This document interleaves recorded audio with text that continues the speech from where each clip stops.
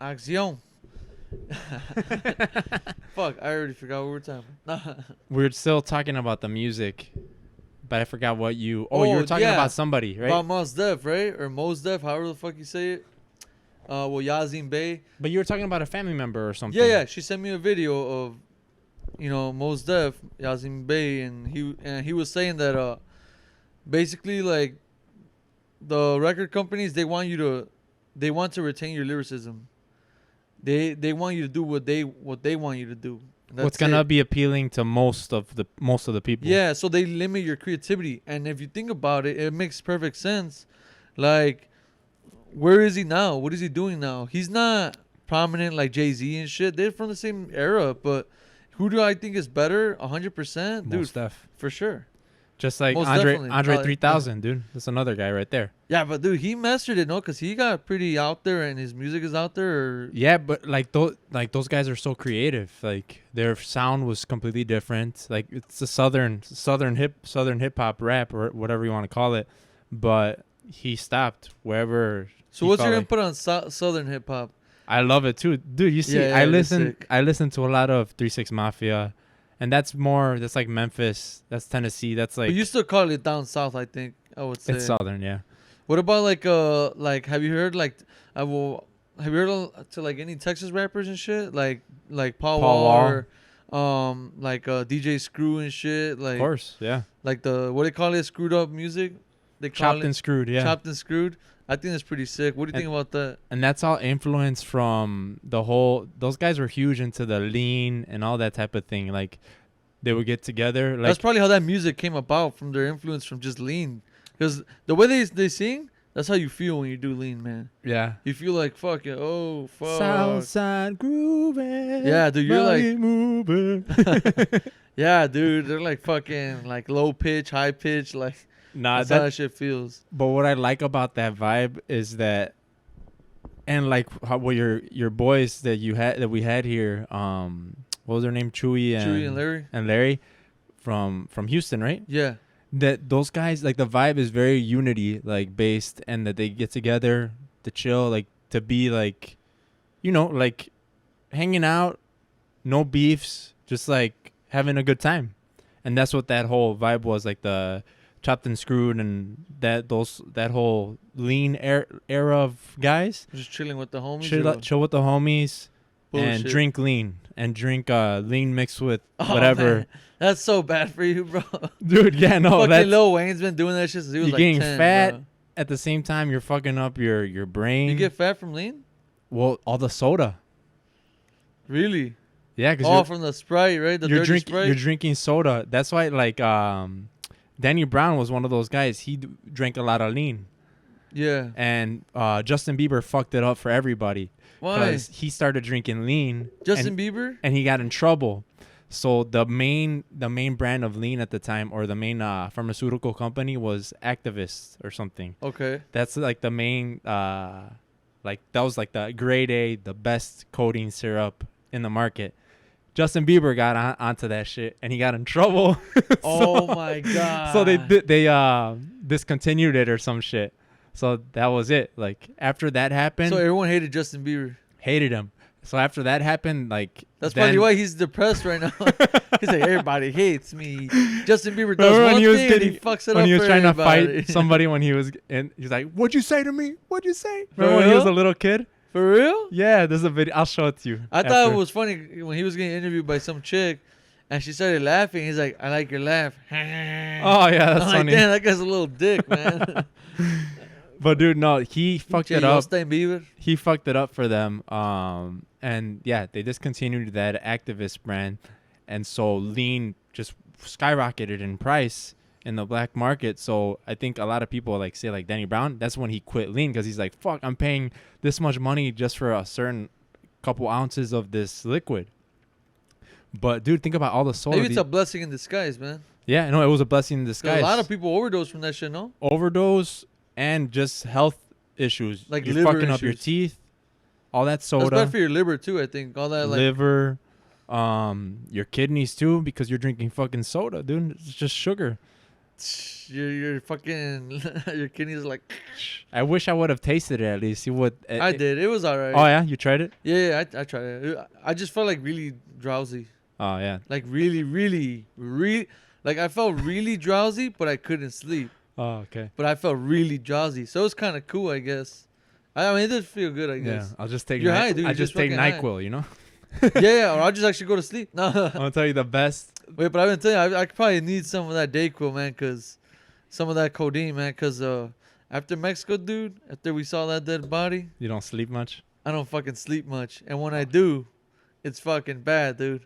I gotta tell you this fucking nightmare I had, dude. So I was like, and obviously this is in my dream, right? We're in a roof. Like, dude, Mexico sometimes looks very much like the favelas, right?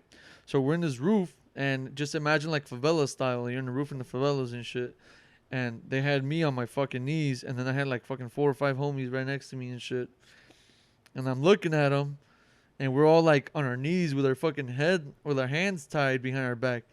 And then there was the narcos, you know, they were like in front of us, and they all had their bulletproof vests, their mask.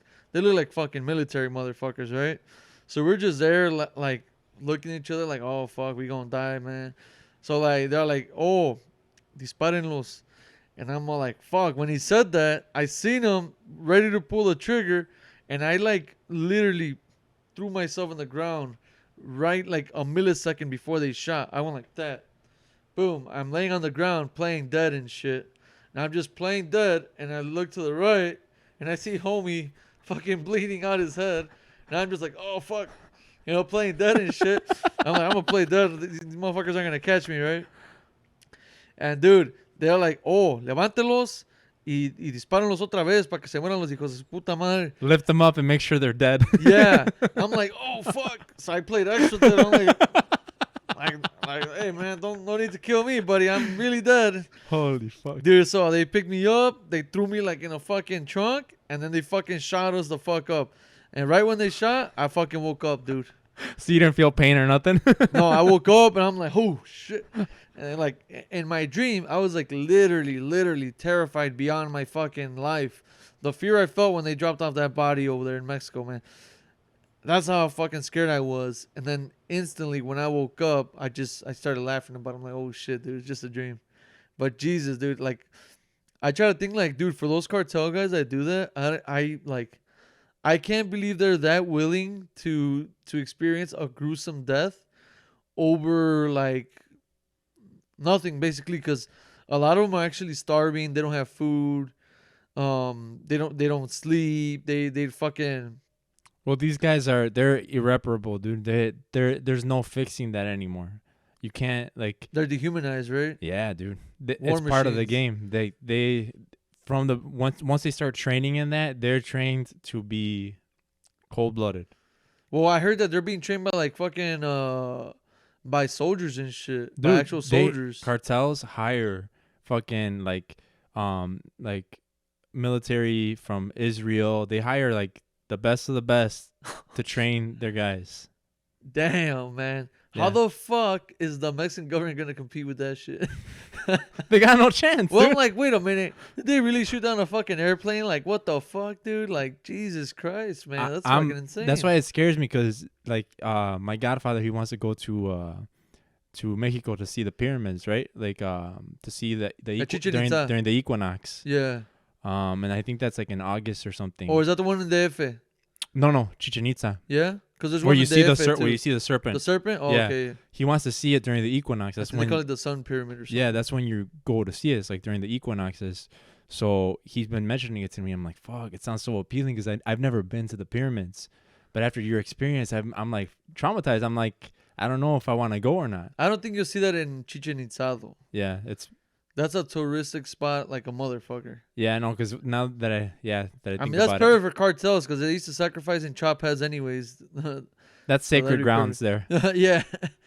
Now That's they want like to to keep the the ritual, ancestors. unless they want to keep the ritual going and shit, and drop them heads down the pyramids and Yeah. shit. Yeah, no, because when he keeps bringing it up to me, and I want to go, like, You should. and I should. That's where I'm gonna go. Like, I told my wife, I'm like, look, dude, we're not going to Mexico ever again, where we went, but Yeah, Like, at least where our family resides. yeah, but like anywhere else, just the pyramids. That's it. That's the only spot in Mexico I'm gonna go because of my fucking love for Aztec and Mayan culture. Like I think it's so awesome. It amazes me. It always has since I was a kid. I really feel like I need to see that shit before I fucking die. Yeah. It's fucking Man, beautiful, dude. I'm jealous. My parents, they got to go up Chichen Itza. Oh, You they can't can't go up do there that anymore. anymore. No. Well, I just seen this video earlier. This guy, he went up there, and he came back down. There was like some dude dressed like as a fucking Indian and shit, and he fucking whacked them in the head with a Oh, stick. shit. He's Or like, the "Fuck lady, you, or the motherfucker." lady that went up. Oh, they're right? like, boo. Yeah. She thought she was a shit. She was like, hey. She's like, oh no, they're booing you, bitch. She's there like, ain't nothing cool about yeah, that. she thought she was a shit or something, you know? Fuck, dude. What the hell? I was gonna bring something else up and I forgot. Like when we were talking about the whole Mexico thing. I don't know, dude. All I could think of Mexico is cartel, man, and Aztecs. That's it. Fuck, dude. Yeah, well, it's the unfortunate reality. Oh, so with the Mexico thing, because I talked about it with my grandmother too. About like traveling over there, how things are, and yeah, she pretty much told me the same thing. Like when in the town, like yeah, they don't. It's not how it used to be. Like you Yeah. go and it's completely empty in the plazas at your local town. Like everything is abandoned. At nighttime, silence. Like you said, like you could Yeah. scream and you hear your echo. For sure. And everything is centralized now. Like where how there used to be before, it was very lively. There was vendors Yeah, they don't selling do that shit anymore. tacos. That's non-existent. Nope. It's not the same, dude. You won't like it. Fuck. It's kind of creepy, honestly. It feels like death. It just has death all over it, dude. It's a it's a place ran by fucking psychopaths. You know what I mean? Like there's no enjoying that, dude. I think of Mexico now and I think like I'm going to fucking Iraq. Which is, you know what, I'm like, fuck that, dude. I don't know. I love Mexico, dude, but it ain't what it used to be. So I wouldn't go again, honestly. You know what I mean?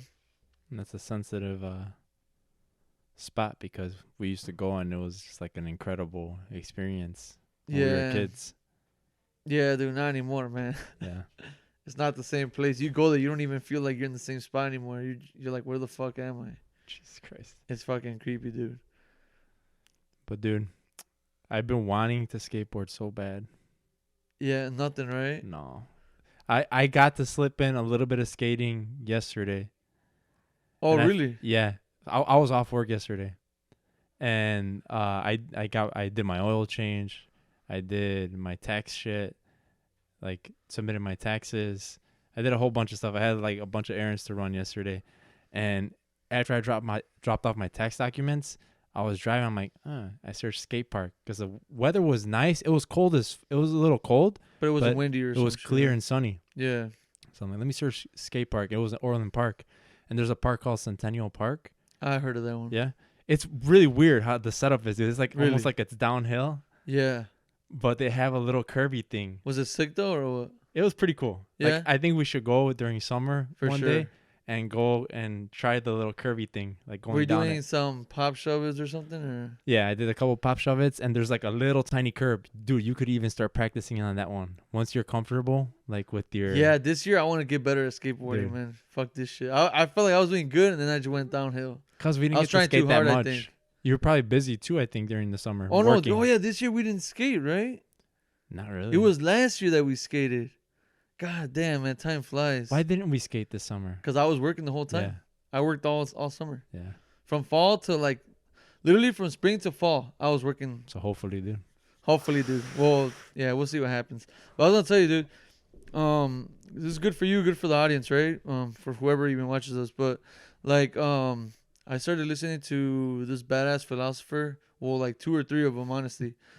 I know everyone's heard of him, but never really listened to him, or like, like, or actually know of him that much. But like Marcus Aurelius, you know who Marcus Aurelius is? Sounds familiar. He was an emperor of Rome, like one of the most. His meditations are some of the most influential, best fucking meditations in the world ever existed. And dude, he says some shit that I'm like, man, this is fucking great. And I've been listening to it, and I'm like, man, this is how I need to live my life. Are there books of his? Yeah.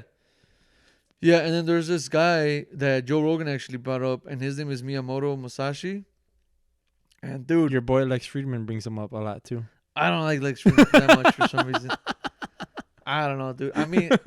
I mean, shit. I'm not saying I have anything against him or nothing like that. I don't know why. I don't know. His vibe is just, I just don't like his vibe. I don't like his vibe at all.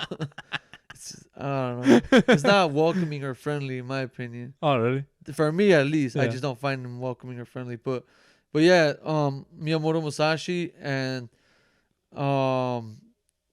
well, yeah, dude, that's pretty much about it, honestly. But both of those guys, they say some of the best shit like you could fucking think of. But one of them that I'm struggling with is Miyamoto Musashi says that you should not try to approach like having good food all the time. That you should eat the most minimalistic food ever. Like, don't eat that much and don't eat anything too extravagant. Why do you think he says that? So I think he says that. I can tell you why. Yeah. Yeah. I think he does. He says that so you can master self-control Not only that, and discipline. So when you're in a state of fasting or where you're eating in a very healthy manner, that's when your mind is clearest. Really? Yeah. So when you're eating like Your dopamine is minimalistic, all- when you're eating minimalistic and you're very clean, what they call it clean eating, your mind is very clear and you're alert. When you're heavy, like having heavy meals, stuff like that, obviously you know how you feel after a heavy meal. You just want Yeah. to chill out, sit down a little I bit. feel like a couch. Yeah. And that's the point. Like you gotta, I guess, what's his name? Miyamoto Musashi. Masashi is getting at, that yeah, when you get into that mode, obviously because we're Americans, dude. Yeah, we're all in that mode. We love to eat good food. Yeah. And we're Mexican too, dude, or Hispanic in general. Like you're, I don't know, good food is You want always flautas around, and dude. enchiladas and fucking tacos and burritos. Yeah, dude. That's why sometimes I don't even know if that's an option for us. sometimes my suegra will make like tacos dorados, like good stuff, right? Yeah. But to me, I'm like, fuck, man, I can't eat fried again. Or to me, I like something about inside of me is like, fuck, I can't eat fried Yeah. again. Or, but I think that's where that guy's getting at, is like to eat clean. Like you have a more of an awareness and alertness to your surroundings and your thoughts. Like you're I'm more sure clear. that's true. Yeah. But I think, in my perspective, because of the nature of this book that he wrote, the Dokoro, I think that's surrounded mainly around how to self-discipline. So like for me, I took it as like, and it's difficult because Very, yeah. I'm addicted to food, bro. I really am. Like, I'm not fat. Like, I'm not like really overweight, but I could probably eat as much as a fat person can. And That's just a and fact. it's literally, it's mouth pleasure. It's like Yeah, it's like a mouthgasm. yeah. Dude, I just eat and I'm just enjoying the flavor and I'm like, wait a minute, why am I gonna not do shit? I could just be having this great flavor in my mouth, just fucking keep eating. And I keep eating and eating. It's like dopamine each fucking bite. And it's addicting. I'm addicted to dopamine when it comes to fucking eating food. So Yeah. it's like, so Miyamoto Musashi, this is why for me it's self-discipline, because I can see where there would be self-discipline. Because dude, like for me, that's what I do with weed. I'll smoke weed once in a great while. And I'll do it constantly for like a week or two. And then I'll tell my body like, all right, dude, no more. That's it. 2-3 years will pass by and I won't smoke weed. And that's me reminding my body like, you smoke weed. The weed don't smoke you. You know what I'm saying? Like, But you gotta do the same thing with food. and exactly. And that's what I'm saying. Like, I really like, I want to try his methods. Actually, let me pull him up. But, You're gonna be, by summertime, you're gonna be all shredded and shit. no, dude, like, All this, muscular. You're gonna be like, yeah. this guy is fucking phenomenal. Let me see. All right. Do not regret what you have done. Okay, that's one of them. So, dude, I have this tattoo that I got when I was in 7th grade. This small ass piece of You shit. regret it? I've always thought like people have always told me, dude, like how do you feel now that you got that tattoo? Like it's fucked up, whatever. It's small, it's stupid, and I don't give a fuck about it. My fingers, I got them tattooed in Mexico. They basically faded away. I don't regret it though. I don't give a fuck. I don't They're care. fading a little bit. It's just part, yeah. But that comes with tattoo finger tattoos.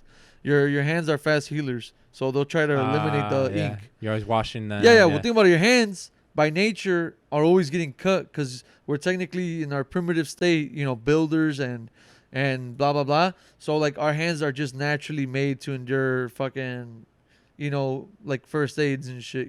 Yeah. So I don't regret what I've done. I really do. Like I feel like that's a good thing to do. Like if I fuck up, I'm like, all right, well I fucked up. It is what it is. All I can do is look forward. So that's another good one that I think is good. Really good things. Be detached from desire your whole life long. Fuck, dude. That's next to impossible, dude. Yeah, it is, dude. But dude, this guy followed these rules. He became the best samurai in Japan ever. He's a beast. And what's telling you that it's impossible? It's your brain. It's yourself.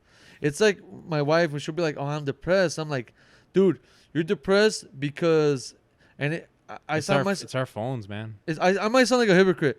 I was kind of going through depression yesterday. I just felt like really, really low. I felt really bad.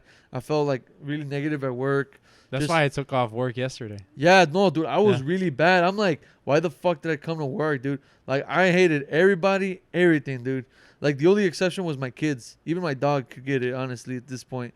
But I was so depressed, dude. I was like, man, dude, fuck everything, fuck everybody, whatever, blah, blah, blah.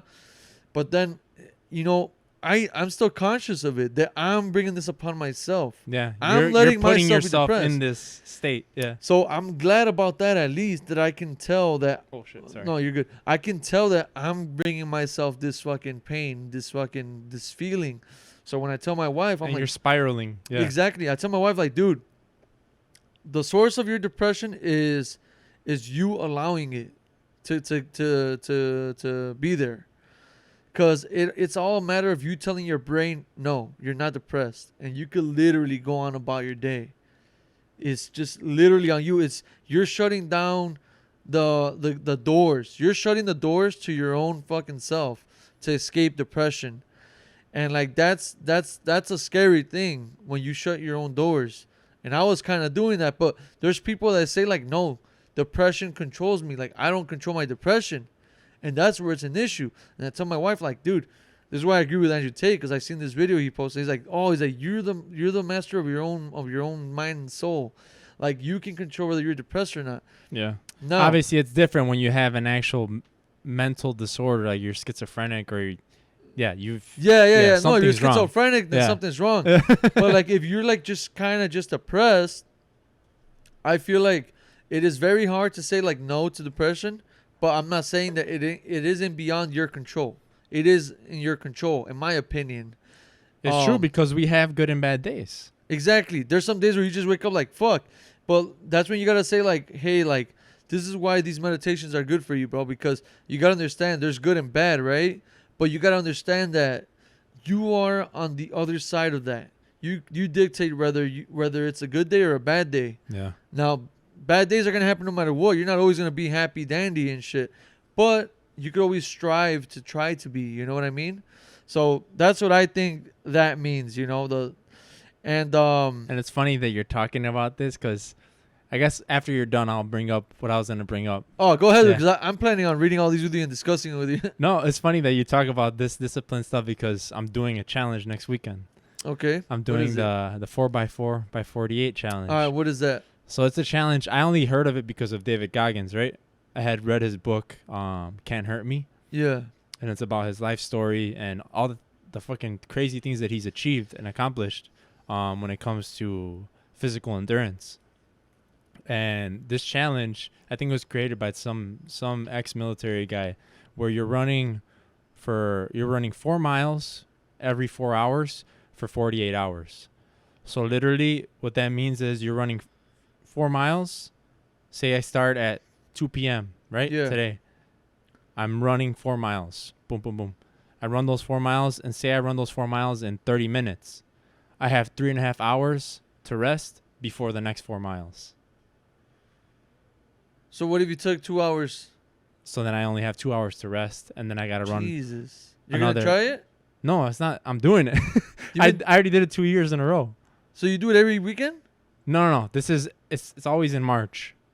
Oh, Once I thought a you do year. it every weekend. Period. No, hell no. Why It's not? Nah, dude. Why? I won't have any knees. Is that really too much? Yeah, well, dude, my right knee is it's fucked up. My meniscus is messed up. You heard David Goggins, man. No, You don't but know I me, wanna, son. but I wanna be able to skateboard. So Oh, okay. I'm at least gonna do this running challenge, and then once the weather is nice, just skateboarding. So you're saying there is a physical boundary, a physical limit for sure. It's not like David Goggins paints it like, oh no, you could do it. You could do it. No, you could do it. No, I'm not saying you can't. Like right now, I'm running still. But does and I running still really have pain in my deteriorate? knee. I thought running makes you feel better. I thought that's good exercise for you. No, I mean you're running on. Think about it, you're running on concrete, dude. You're running on pavement. Run on the grass, dude. Yeah, I could do that, but it's not as enjoyable. Yeah, So, dude, man. it's like I hope David Goggins don't hear you say this shit. He'll rip your ass open. no, dude. I wouldn't want to run on grass. I want to run on fucking concrete. I Yeah. love a like flat pavement or something. this week. I woke up because I'm literally training a week, like 2 weeks before this shit starts, because I haven't ran at all, dude. Because I was resting and healing from my knee since July. I hurt my knee in July, Shit. and literally this from Tuesday to Friday, I ran 2 miles every morning, like at 5 in the morning. Yeah. There's nobody on the road, dude. So I run on the road. Nobody's bothering me. Silence, just me and my thoughts. And that's one thing I'm going to try to do during this challenge, this upcoming weekend, is to run without music. Yeah, so you can live the moment. Yeah. Because I do it. I do it When too you much. work, do you listen to music? It depends. So like this week, I think that's probably where I fucked up and why my head was not good was because I wasn't living in the moment and just suffering in that moment instead of and I would just put in the earbud. You wanted a fast forward life, and that doesn't work because that way. I wasn't feeling my Yeah, I best. try listening to music at work, and it kind of almost makes my day longer sometimes. Yeah. But I'm like, no, I'm gonna actually focus on the task, use my full brain capacity, use my full physical capacity, and it requires all my focus and do the time like this, buddy, And like that. huge difference too. If you're listening to music in your ear or something all day while you're working, you're doing double the work.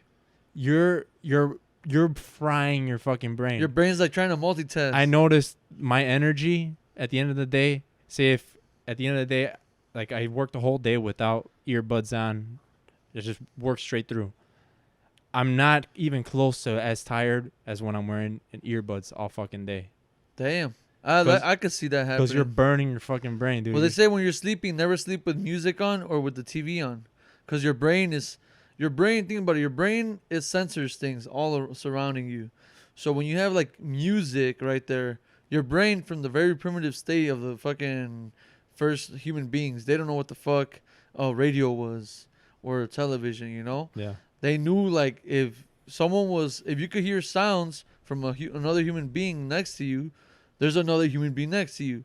So your primitive instinct is like awareness. So like that's what that's doing to your brain. So your brain is on full alert when you have Lights music are on or and shit like that. Shit like that. Yeah, like when lights are on, I think the human being's original state was wake up when the sun's out, go to sleep when the sun's down.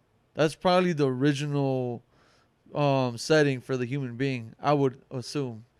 I mean, dude, if you and make that's sense of it, it kind of sounds like that would It's be your it. biological clock, dude. That's how the it sun works. goes down. All right, Mimi's, you know. Yeah. And then and the sun comes up. The sun will wake you up. You don't even have to try. The sun won't let you sleep. Yeah. It just right away it shines on you. Boom, that energy's there. You know what I'm saying? But we kind of create our own environment now. We're switching our genetics, our DNA. You know, not our DNA, but it's kind of in a way. Yeah. But you know, like biologically, I think we're kind of altering our human form. Dude, now that I think about it, yeah, this week I think, what was it? At least the last couple days before, like Wednesday, Thursday, I maybe had earbuds on and stuff like that, and I think that my mental just went down Yeah. You're like, because I feel like it's the moment that start feeling like down. That's when I want to get that earbud. And can I tell you something though? Yeah. You don't think it could be like, and I'm kind of going. I went through a crisis too because I hadn't gotten a haircut for like a month. When I don't, and it's kind of funny because even dogs are like this. When dogs don't get groomed for a while, they start getting depressed and like they just don't want to. They just want to sleep. They don't want to play. Like they're just like kind of grumpy. They need that hygiene. They need that fucking that. It's like a refresher. Like Yeah, and like I'm thinking like you went bald, right? Like, do you think you felt like you just weren't happy with yourself? Like, I typically associate going bald with anxiety and frustration, and I went bald last week because the same thing, anxiety and frustration. So it's not went bald. You shaved your head, because went bald is saying like you lost your hair. You get what I'm saying? So if I shave my head, you don't go bald. No, you shaved your head bald. So like if you were to see me in the street, we say that's a hairy motherfucker right there. Well, or no, we say that's a bald guy. No, that's a guy with a shaved head. Yeah, no, you can't call. So a bald guy is like Larry David. That's a bald guy. Okay. Yeah. I see what you're saying. Bald is like a natural occurrence of you losing your hair. Correct. Yes. Yeah, but I don't know, dude. I think you're being too literal. I you guess got no hair, you bald. I'm being picky about it. Yeah, I'm being picky about the use of the word. You're being all college kid about it, you know. Like, dude, like, you were bald, okay, motherfucker. Dude. Bald, going you got bald. No hair. If your hair is shaved or you got no hair, I'm just saying you for bald. For the interpretation of the audience, I feel like going bald, they're gonna assume. Maybe I'm just. That's the way I think. Yeah, I think you're just nitpicking. Like I feel like if they were to see you on camera and you have no hair, you just shaved your head. Look at that bald headed fuck. That's what they're gonna say. That crystal skull ass looking. Yeah, it's that Indiana Jones ass, crystal head skull ass motherfucker. Yeah, dude. But what I want to say is like, would you associate that with like maybe like humans break, dude. For no matter how nice you are, how creative you are, humans break at some point, and it's perfectly fine. So I feel like I kind of had like a breaking point last week, and I'm like, fuck this, I'm going bald, and I see like a cleanse. You know what I'm saying? And I feel good. I'm starting to feel better. But when I do get like my regular ass haircut, it does feel good, and I feel like like I don't know. Is it like a little metrosexual shit about it? I get it. Dude. But that's what I'm saying. Maybe that's what was going on, dude. I mean, like maybe you were going through like an anxiety breakdown and you shaved your head, and you're going through like a whole purge. Because every time I shaved my head, that's what it was for me, at least. I'm speaking from my point of view. But sometimes you have to reflect on yourself and your feelings and how the fuck you're acting, how you're behaving, how you've been behaving, and what actions have you done to commend for that. And then you kind of piece shit together like, I probably did this because I was feeling this sort of way. And shit starts adding up, dude. Like you start kind of having like a crisis within yourself, like kind of like an identity crisis, like a depersonalization, or they call it, I think. And I think I've been going through that, like, and it's weird because I've never thought that. I thought that was all bullshit, dude. But I think like people especially men, dude, like young men, dude. Like I think we get through this stage where like you get depressed because, especially if you're a creative being, you want to create, you want to be artistic, you want to do this, you want to do that. You're more sensitive, I think, to everything. You are, and then not just that, but like if you get caught in like what Andrew Tate calls the matrix, which is like your 9 to 5. And like next thing you know, dude, like how long have you been in your job for already? Like 6 months, 7 months? Yeah, 6 months. Already almost a year of your life has gone to that. To waking up and showing devotion to that and loyalty to that. And like you have artistic values, right? You're an artist, like you play music, you do the editing for our videos, we create content, like you're a creator. So like your 9 to 5, it makes you feel like it's holding you back from really achieving your true artistic potential. Of course. And then that starts kind of weighing down on you. And then, that's only one of the fucking problems that you deal with as a man. Then you got to put up with the wife or with your family, and they might be going through some shit. So now you're just dealing with your own personal demons and then someone else's demons. And next thing you know, dude, it's like you got this whole fucking mountain of things that you're trying to climb, and it's just fucking dragging you down to the mud. Dude, I mean, men go through some crazy ass shit, bro. Like, I say it all the time. That's not to say that women don't. They do too, you know what Yeah. I'm saying? But I feel like men, dude, we have a responsibility that is just not known to many people, bro. And Like, it's you not- as a husband already, you in the back of your head are always gonna think like, and your parents raised you right, so I know you think this. You have this feeling of responsibility to your wife. Like, I have to provide. I have to be the best man I could be for this person. I have to do this, do that, and you don't always get it right away, dude. So like when you don't get it, It's like delayed gratification. Yeah. yeah. So then it's like, what are you showing for to your wife? You know what I'm saying? And then you start thinking that like, fuck, well, You start doubting yourself. yeah, you start and- doubting yourself, and then you get into a depression, dude. I don't know if that's what's going on with you, but Well, that's kind of what was going on with me, and I'm like, fuck, but and then I started listening to like Marcus Aurelius and Miyamoto Musashi, and I'm like, it made me a little bit more depressed, but I think it was necessary. you I think needed it's that, yeah. it's a purge. And it's like Jim Carrey said it's so perfect. He's like, your depression is a form of your conscious, your devoted self telling you like, hey, motherfucker, take a break, like calm down, like shut down a little bit. You're gonna overheat. So that's depression is like actually a healer in disguise. so the reason why. So like for me, I feel like, and I think more recently after the whole stuff when I went to the hospital and everything, I think my anxiety it finally showed to me like that I have anxiety, because since I've been younger, I think I've always been in a state of panic. Yeah, me Like, too. like I'm always like paranoid. it's not even paranoia, but I'm always in a state of how do I explain it, dude?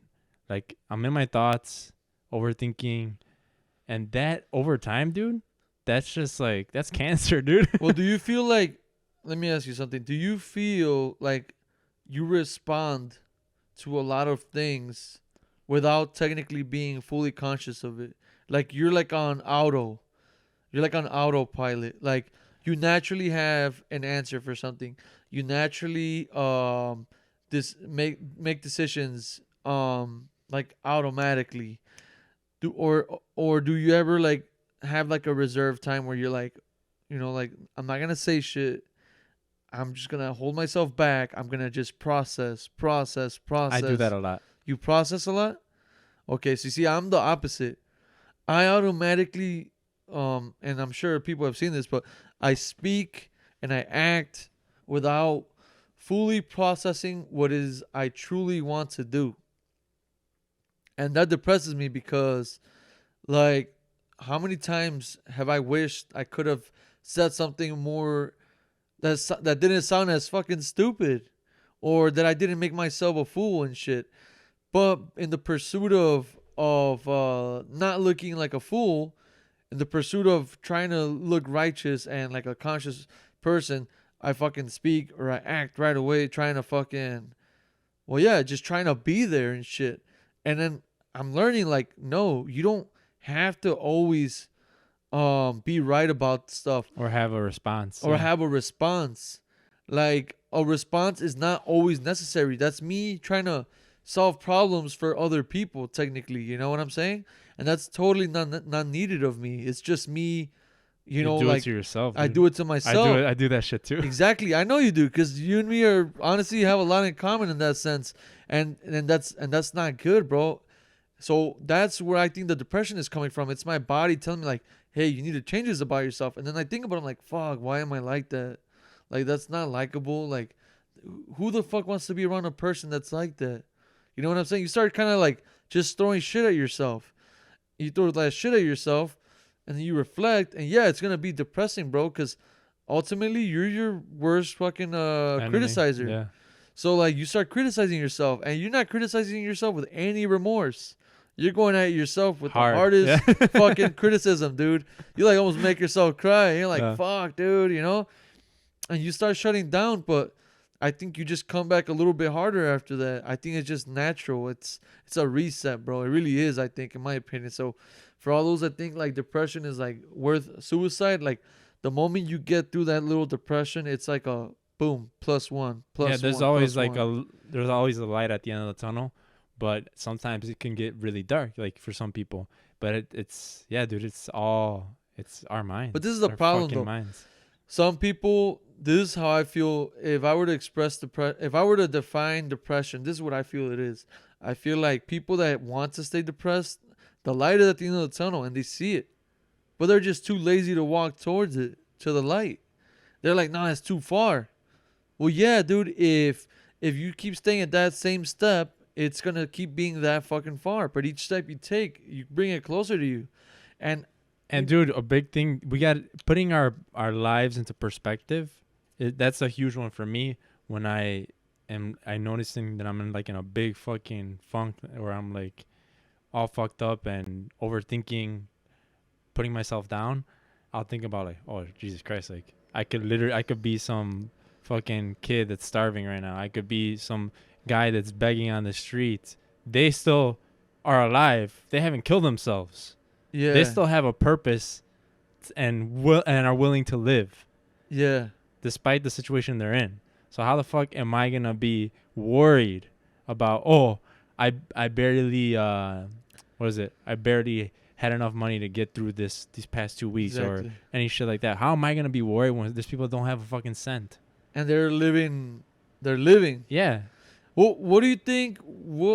How would you define anxiety? What's anxiety? So anxiety, I guess my definition of anxiety, literally, it's a tightness. Like I get a tightness in my chest, and yeah, I don't. Does it have anything to do with mental?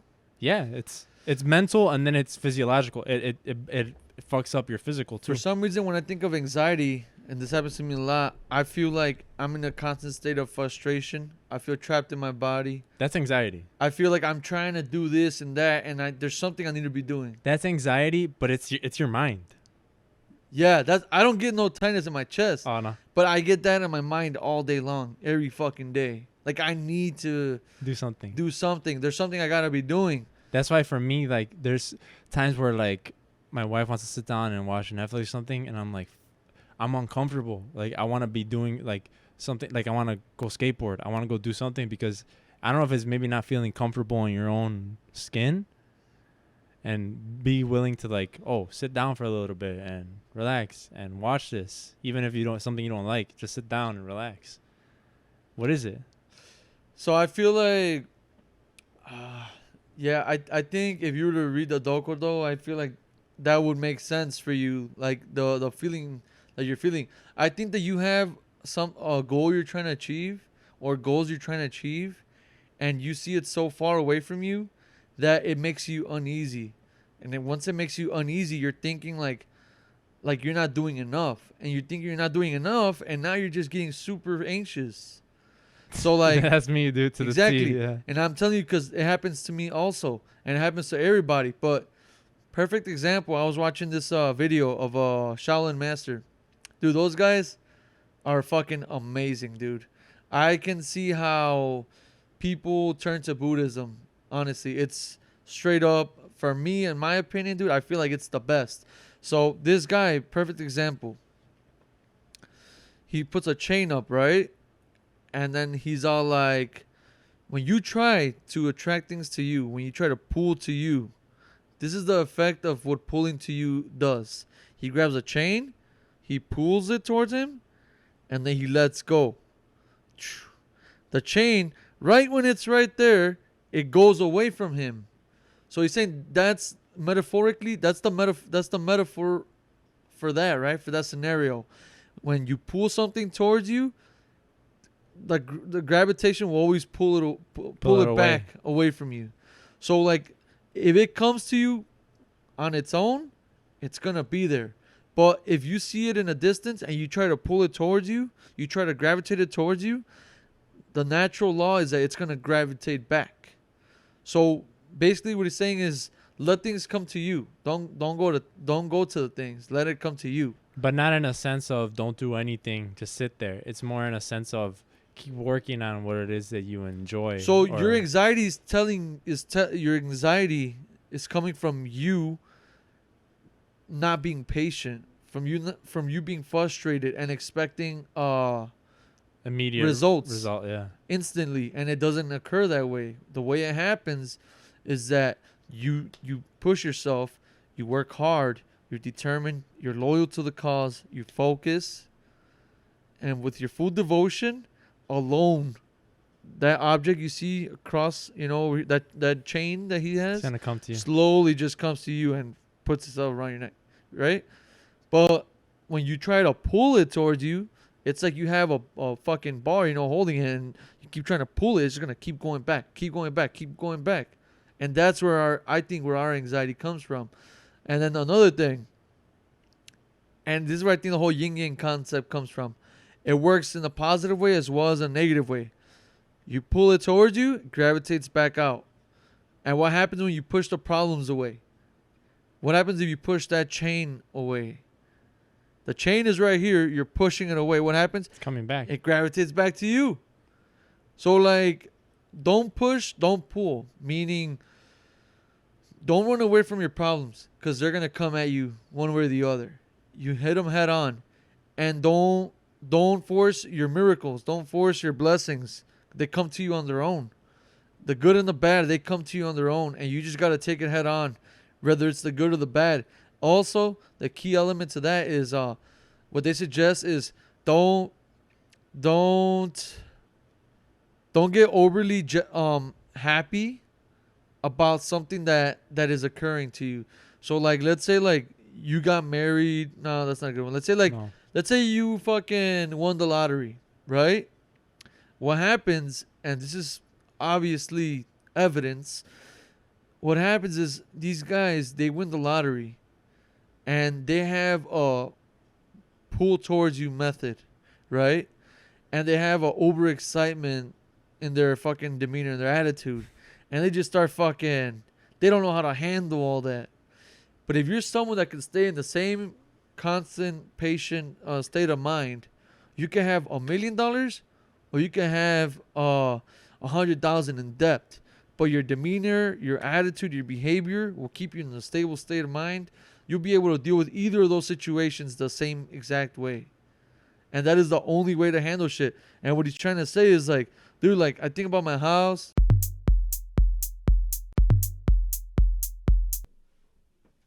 Peace. Peace out, guys. Thanks for listening. We'll see you guys next week. We got some cool episodes coming up.